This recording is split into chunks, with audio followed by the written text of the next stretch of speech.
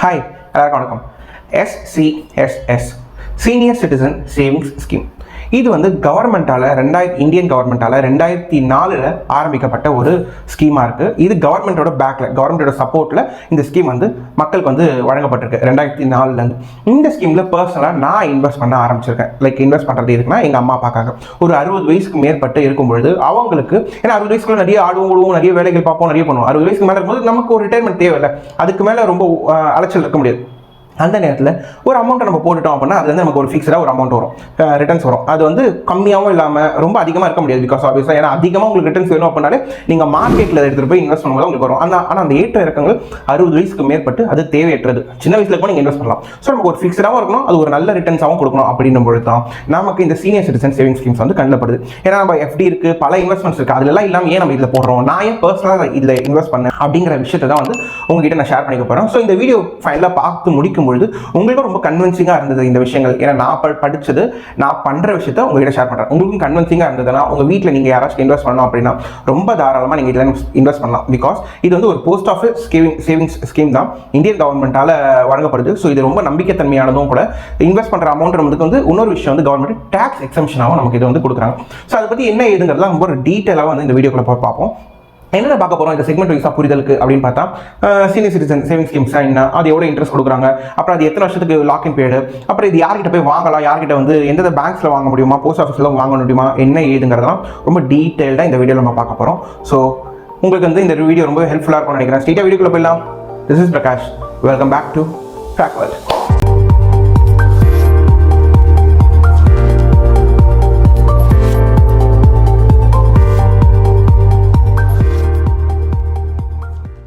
Okay, இப்போ நம்ம வந்து சீனியர் சிட்டிசன் சேவிங் ஸ்கீமோட ஃபீச்சர்ஸ், அதாவது ரொம்ப முக்கியமாக இதெல்லாம் நம்ம தெரிஞ்சுக்கணும் அப்படின்னு நம்ம பார்க்க போகிறோம். ஸோ ஃபர்ஸ்ட் ஆப்வியஸாக பார்த்தா இது வந்து இந்தியன் கவர்மெண்ட்டால் 2004 வந்து ஆரம்பிக்கப்பட்ட ஒரு விஷயம். அப்புறம் பார்த்தா இவங்களோட கிரைட்டீரியாவில் சீனியர் சிட்டிசன் அப்படின்னா வந்து யாராக கன்சிடர் பண்ணுறாங்கன்னா ஒரு மூணு லிமிடேஷன்ஸாக வச்சிருக்காங்க. நார்மல் பீப்பிள் அவங்க பார்த்தா ஒரு இந்தியன் சிட்டிசன்ஸாக பார்த்தா ஒரு 60 வயசுக்கு மேலே இருக்கிறவங்க சீனியர் சிட்டிசன். இதே கவர்மெண்ட் எம்ப்ளாயிஸ் இருப்பாங்களே அவங்க வந்து ஒரு 55 to 60 அந்த 55 வயசை தாண்டும் போதே அவங்க வந்து இந்த விஆர்எஸ் வாங்கினவங்க, இந்த சூப்பர் அனிவேஷன் வாங்கினவங்க, ஒரு பல்கான அமௌண்ட் வாங்கிட்டு கவர்மெண்ட்லேருந்து ரிட்டையர் ஆகிறாங்களே அவங்கெல்லாம் வந்துட்டு 55 வயசு மேலே தாண்டும் போதே ஒரு சீனியர் சிட்டிசனாக வந்து கன்சிடர் பண்ணிக்கிறாங்க.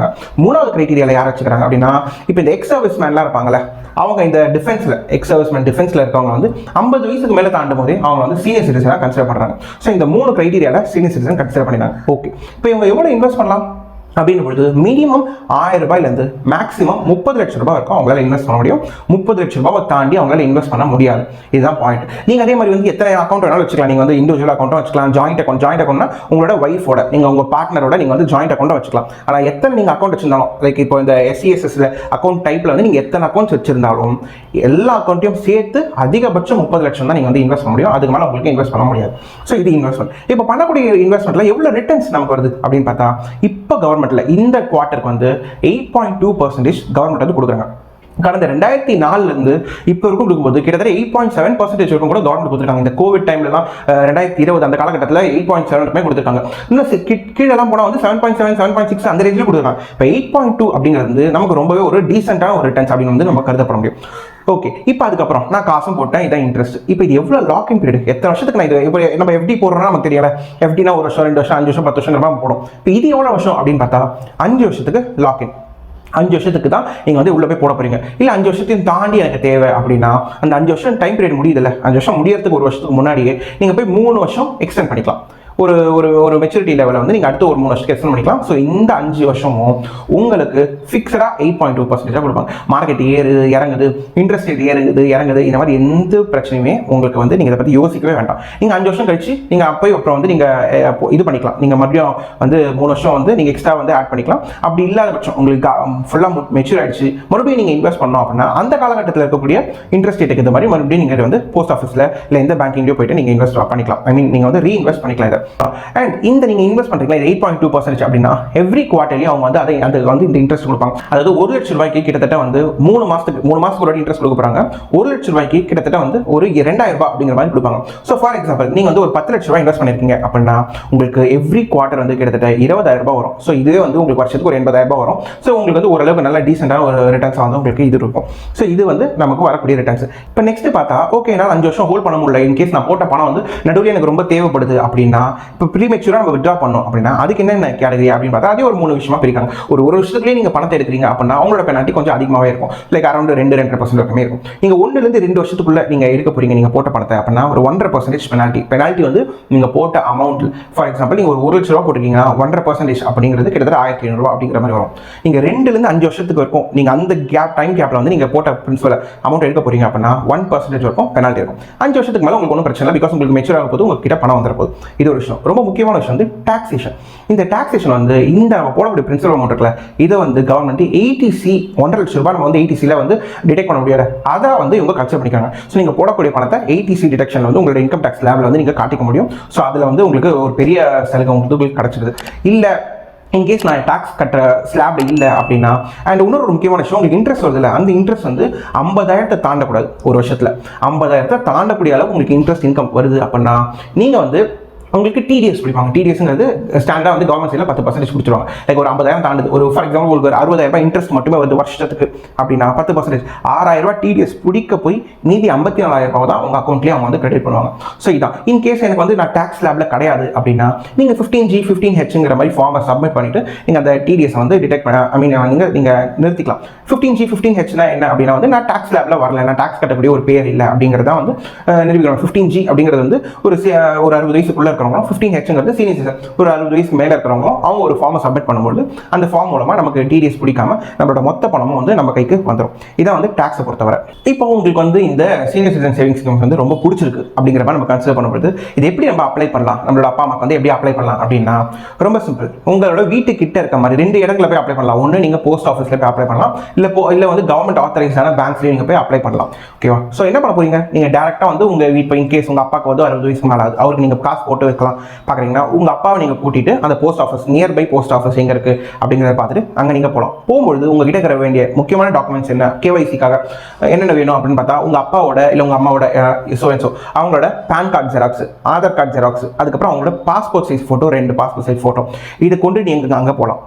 போயிட்டு அங்கே நீங்கள் போனீங்கன்னா மற்ற ப்ரொசீஜர் ஃபார்ம் ஃபில் பண்ணுறது எல்லாமே வந்து அங்கே இருக்கிறவங்களே அவங்க வந்து நமக்கு ஹெல்ப் பண்ணுவாங்க. ஸோ அங்கே நீங்கள் ஃபார்ம் எல்லாம் ஃபில் பண்ணி முடிச்சோன்னா உங்களுக்கு ஃபஸ்ட்டு வந்து SBI அக்கௌண்ட் ஓப்பன் பண்ணுவாங்க. SBI அக்கௌண்ட்னா வந்து நம்ம கவர்மெண்ட் SBI கிடையாது, இது வந்து சேவிங்ஸ் பேங்க் அக்கௌண்ட் அப்படிங்கிற மாதிரி சொல்லுவாங்க நம்ம போஸ்ட் ஆஃபீஸில். ஸோ போஸ்ட் ஆஃபீஸில் ஒரு பேங்க் அக்கௌண்ட் ஓப்பன் பண்ணிப்பாங்க. அந்த அக்கௌண்ட்டோட மினிமம் பேலன்ஸ் வந்து 500 ரூபாய் தான். அது ரொம்பவே வந்து ரொம்ப நல்ல விஷயம். இந்த சேவிங்ஸோட அக்கௌண்ட் இருக்குல்ல, இதுக்கு வந்து வருஷத்துக்கு நமக்கு 4% இன்ட்ரெஸ்ட் கொடுக்குறாங்க. இப்போ நம்ம பிரைவேட் பேங்கே வந்து 3-3.5% கொடுக்குற இடத்துல ஒரு கவர்மெண்ட் வந்து 4% கொடுக்குறதுங்கிறது வந்து ரொம்பவே நல்ல விஷயமா நம்ம வந்து பார்க்க முடியுது. ஸோ இப்போ இங்கே ஒரு சேவிங்ஸ் அக்கௌண்ட் வந்து ஓப்பன் பண்ணிடுறாங்க. ஓப்பன் பண்ணிட்டு இந்த போஸ்ட் ஆஃபீஸர் சேவிங்ஸ் அக்கௌண்ட், இந்த போஸ்ட் ஆஃபீஸில் தான் நமக்கு சீனியர் சிட்டிசன் சேவிங்ஸ் ஸ்கீம்ஸ் ஒன்று போடுறாங்க. இப்போ நம்ம என்ன பண்ணுவோம், நம்ம ஃபார் எக்ஸாம்பிள் நான் வந்து கையில் ஒரு 1 லட்ச ரூபாய்க்குள்ள உங்கள் காசு இருக்குது, நீங்கள் போட போறீங்கன்னா கேஷாகவே கொடுத்துக்கலாம்.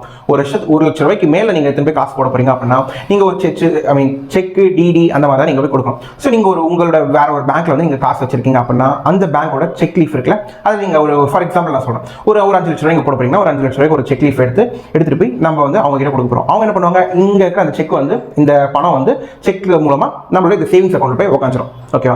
ஸோ இப்போ என்ன பண்ணுவாங்க, இந்த 5 லட்ச ரூபாய் தான் எடுத்துட்டு போய் நம்ம எப்படி நம்ம பேங்க் அக்கௌண்ட்ல காசு இருக்குன்னா அதை போய் FD அதே அக்கௌண்ட்ல போடுவோம்ல, சிம்பிளா நம்ம அப்ளிகேஷன்லேயே அதே மாதிரி இந்த காசு எடுத்துட்டு போய் அவங்க சீனியர் சிட்டிசன்ல வந்து போய் போட்டுருவாங்க. போட்டு எவ்ரி 3 மாசத்துக்கு எவ்ரி குவார்டர்லி ஆஃப் இயர்லிங்கிற மாதிரி நமக்கு வந்து இன்ட்ரெஸ்ட் உள்ள அந்த இன்ட்ரெஸ்ட் காசு இந்த சேவிங்ஸ் அக்கௌண்ட்ல தான் நமக்கு வந்து விடும். ஸோ இதான் ரொம்ப சிம்பிள்.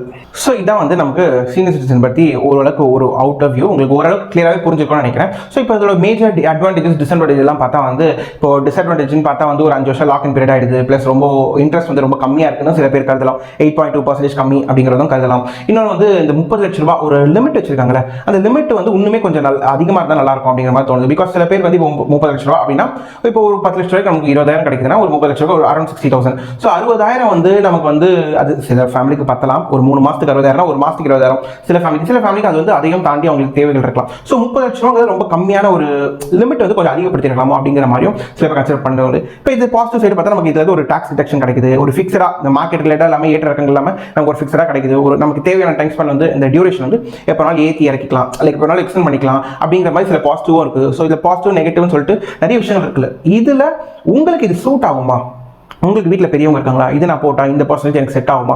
நீங்கள் இப்போ நம்ம சீனியர் சிட்டிசன் பார்க்குறோம் அப்படிங்கிறத ஸ்ட்ரெயிட்டாக இதை அப்படி வீடியோ பார்த்துட்டு உடனே திருப்பி போடக்கூடாது. நீங்கள் இந்த வீடியோ ரெஃபரன்ஸ் வச்சுக்கோங்க. நீங்களும் உங்கள் சைடில் வந்து ஃபுல்லாக டீட்டெயிலாக சர்ச் பண்ணுங்கள். எல்லாமே எண்ட் ஆஃப் தி டே வந்து நெட்டில் வந்து நம்ம சர்ச் பண்ணோம்னா கிடைக்காத இன்ஃபர்மேஷனே கிடையாது. பிகாஸ் இது வந்து உங்களோட பணத்தை நீங்கள் எடுத்துகிட்டு போய் போட போறீங்க. ஓகேவா? யாரோ ஒரு தேர்ட் பர்சன் சொல்கிறாங்கிறத அப்படியே எடுத்துகிட்டு போய் போடாதீங்க. உங்கள் சைடு நீங்களும் வந்து சர்ச் பண்ணுங்க. சர்ச் பண்ணி ஃபைனலாக உங்களுக்கு இந்த வீடியோ சொல்லக்கூடிய இன்ஃபர்மேஷன் வந்து ரொம்ப கன்வின்சிங்காக இருக்குது, இதுவே உங்களுக்கு வந்து உங்களுக்கு ரொம்ப பிடிச்சிருக்கு அப்படின்னா வந்து நீங்கள் டேரக்டாக எடுத்து போய் உங்களோட போஸ்ட் ஆஃபீஸ், நியர்பை போஸ்ட் ஆஃபீஸ்லையோ இல்லை வந்து கவர்மெண்டோட பப்ளிக் கவர்மெண்ட்ஸ் யாரெல்லாம் ஆத்தரைஸ்டு கவர்மெண்ட்ஸ் பேங்கிங்ஸ் இருக்கும் அந்த பேங்கிங்லேயும் நீங்கள் எடுத்துகிட்டு போய் உங்களோட பணத்தை போட்டு ஒரு மாதிரி ஃபிக்ஸடான ஒரு ரேட் ஆஃப் இன்ட்ரெஸ்ட்டில் உங்கள் அப்பா அம்மாக்கு வந்து நீங்கள் என்ன பண்ணணும்னு ஆசைப்படுறீங்களோ நீங்கள் ரிட்டர்ன்ஸ் அவங்களுக்கு வந்து எடுத்து வந்து கொடுத்துக்கலாம். ஸோ இந்த வீடியோ உங்களுக்கு ரொம்ப இன்ஃபர்மேட்டிவாக இருக்கும் அப்படின்னு நான் நம்புறேன். ரொம்ப இன்ஃபர்மேட்டிவாக இருந்துச்சு அப்படின்னா இந்த வீடியோ கண்டிப்பாக மறக்காம லைக் அண்ட் சப்ஸ்கிரைப் பண்ணுறேங்க. பக்கத்தில் அந்த பெல் ஐக்கானையும் வந்து டிங் அண்ட் கிளிக் பண்ணுறேங்க. ஸோ தட் நம்ம போடுற வீடியோஸ் எல்லாமே வந்து உங்களுக்கு நோட்டிஃபிகேஷனாக வந்து மேலே டக்கு நான் அப்பப்போ வந்துடும். ஸோ உங்களுக்கு இந்த வீடியோ பற்றி ஏதாச்சும் சஜஷன் இருக்குது, இல்லை இந்த பாயிண்ட்ஸ் ஏதாச்சும் நம்ம விட்டு போயிடுச்சு, இல்லை இது உங்களுக்கு ஏதாச்சும் ஒரு டவுட்ஸ் இருக்குது, நான் ஆல்ரெடி போட்டிருக்கேன் அப்படி சீனியர் சிட்டிசன் ஆல்ரெடி நான் போட்டிருக்கேன், அதில் ஏதாச்சும் ஒரு டவுட்ஸ் வேணும், கிளாரிட்டி வேணும் அப்படிங்கிற மாதிரி தான் இது வந்து கீழே கமெண்ட்ஸில் சொல்லுங்கள். அது ரொம்ப சின்னதாக இருக்கும் பட்சத்தில் டக்குன்னு நம்ம சின்னதாகவே பதில் சொல்லிட முடியும் அப்படின்னா நம்ம கீழே கமெண்ட்ஸ்லேயே சொல்லிட போகிறோம். இல்லை அதுக்கு ஒரு லென்த்தியாக நம்ம ஒரு சொன்னால் தான் புரியும் அப்படின்னா அதுக்கு நம்ம தனியாக டெடிகேட்டடாக ஒரு வீடியோவோ இல்லை ஒரு ஷார்ட்ஸோ நம்ம வந்து கிரியேட் பண்ணி போட்டுக்கலாம். ஸோ மறுபடியும் ஒரு நல்ல வீடியோ மீட் பண்ணுறேன். Till then take care, have a nice day, ப்ராக்வல்.